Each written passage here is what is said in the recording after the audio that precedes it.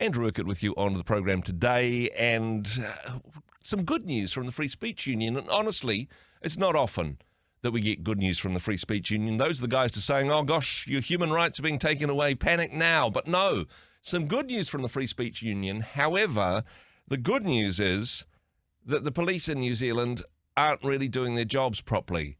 I'm not really sure how this is good news. Joining us on the program from the Free Speech Union, Nathan Seiuli. Kia ora, thanks for your time today. No worries. Thanks for having me on, Andrew. Good to see you. So explain yourself. Come on. How is it good news that there's a police report, an IPCA report that's come out which says that the police are missing the mark and perhaps don't even understand that the laws that they're charged with enforcing? Yeah, sure. Is it good news? It's a great question to ask. I think the fact that it opens up the conversation is great news. Okay. I think it's a discussion that we need to have in this country. I think it's something that we need to talk about openly and honestly. And I think if you asked the majority of people, they'd say there's not a lot of transparency and clarity around these key issues. So the report itself looks at how police have been policing public protest. And, since honestly 2002, when we saw the parliamentary protest, Yep. I think there's been a grey cloud hanging over protest in New Zealand. I think there's a lot of hesitancy and a lot of, not a lot, but a chilling effect. And I think that that's manifested itself in some pretty unhealthy and undemocratic ways when it comes to enforcing the law around protest. So it's good news, bad news. Good news is the IPCA report is out and it's got some clear findings. The bad news is that the findings are that the police have failed to uphold the law. Yeah, well, by their own admission, this report was done by the IPCA, the Independent Police Conduct Authority, in conjunction with the police. Yep. And they come through with the trumpets and celebrating and saying, look, we figured it out. We don't understand the law. Now, that's one way to pat yourself on the back. Yeah. We, however, do not believe that that's a valid response. They also say they had lack of intelligence and that people on frontline just weren't equipped to handle with some of these situations. What do you go to police college for? Why have we had laws that have worked all this other time, and now all of a sudden, since the last few years, they don't seem to work? We don't see it as an issue with the law. We actually think it's an issue with the training, and we exposed that last year. And honestly, when the police admit that they don't have the intelligence, the problem is that word has two meanings. And possibly both are true in this regard, because some of the findings, some of the recommendations even are, look, we didn't understand that law, so you should change it to something which we understand better, because apparently public safety? Yeah, well, Andrew, I say this as someone who has got personal lived experience. Never let the fat kid watch the cake. Don't let the people who are breaking the rules control the rules and make the rules. There's no reward in not doing your job properly. Yeah. Now, we see it as completely ridiculous that they would say, well, we need a new regime with new crimes and new laws that we can enforce when we see fit.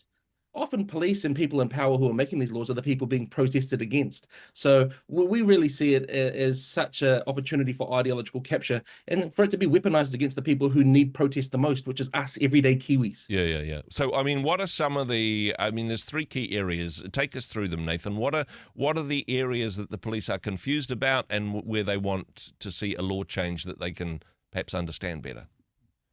Well, there's the thing. They say that there's some local council guidelines or bylaws or bylines that are antiquated. They're no longer in line with current law, and they're not often enforced. Yep. A lot of these reasons that they throw out as well are just excuses. They're not very valid or verifiable reasons. They are just excuses. Another thing is they don't believe they have accurate intelligence. Now, I'm not a police officer. I haven't spent much time at the station for good or bad reasons. I just put that out there. I'm very clean, got a clean slate. Yeah. But I assume they get paid a decent amount of money to spend time working on intelligence, and then they think that the laws are not adequate effectively. They don't think there's enough clarity. Now, like I said, we think the law is extremely clear. We think that the democratic right to protest is extremely clear, and it's enshrined in the Bill of Rights. Yep. What the issue is here is not the law, it's the training that we talked about last year as the Free Speech Union, and exposed that there's extremely concerning and ideological training happening within the force. Yep. And it seems like the IPCA is agreeing in this regard that it is definitely missing the mark.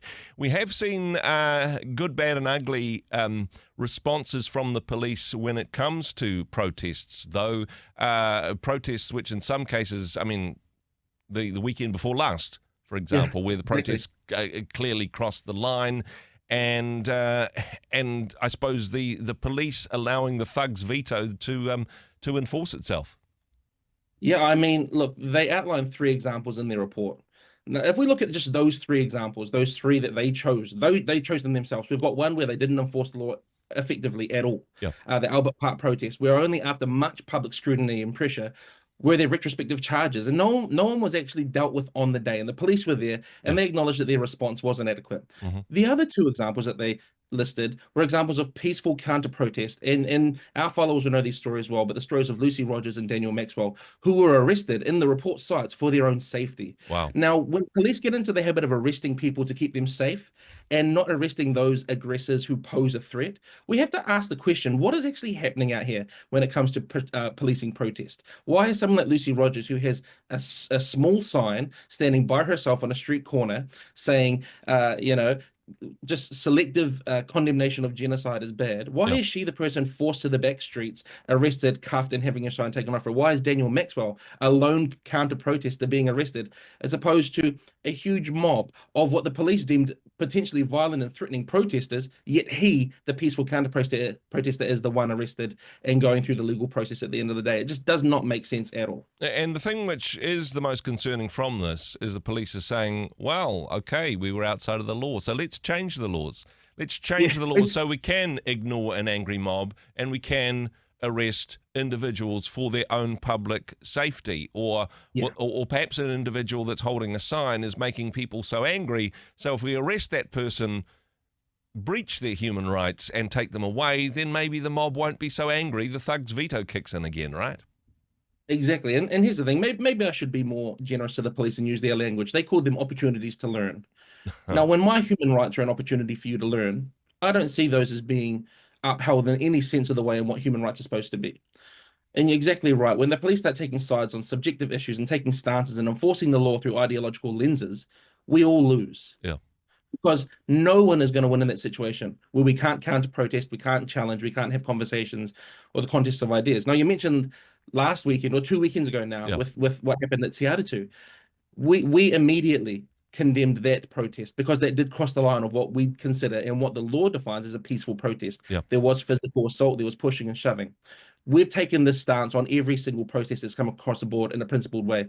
We need the police to do the same thing. We need them to be non-partisan, objective enforcers of the law, as opposed to ideologically subjective enforcers of the law. Yeah, no, seriously important. And when it comes to the law, I suppose, I don't know, let the politicians write it and the courts interpret it, not the police to go, oh, this is what we think it should mean. That's kind of like throwing a dart at the wall and then drawing the bullseye around it later, actually. And honestly, when the police are admitting in their own report that they lack intelligence, then maybe they're not the best person to be throwing darts in any situation, Nathan. Hey, a interesting report and summary of this available at the Free Speech Union website, fsu.nz. Thanks for the work you do. Thanks for joining us. Oh, no worries. Thanks for having me. Hey, thanks very much for joining us in the Rhema studio. Thanks very much for watching the interview. It's kind of nice to have an audience, actually. And if you did like what you watched, then do give us a like, do give us the thumbs up. And if you'd like to see more interviews like that one, or perhaps even better, subscribe and those interviews will come straight to you. Don't forget to turn on your notifications, and we'll see you in the next one. Cheers.